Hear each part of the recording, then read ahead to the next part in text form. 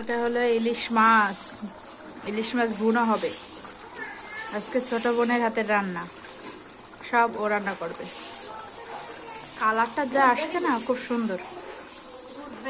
আর এখানে বীরের পোলাও রান্না করবে, সব কিছু দিচ্ছে। এই যে আদা বাটা সব দিয়ে একটু মশলাটা কষে নিয়ে চাউলটা দিয়ে দেবে।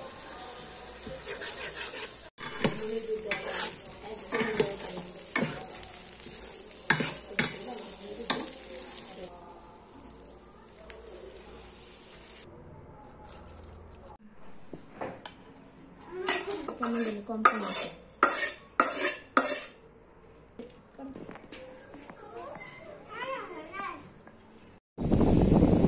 দেশি মুরগির মাংস।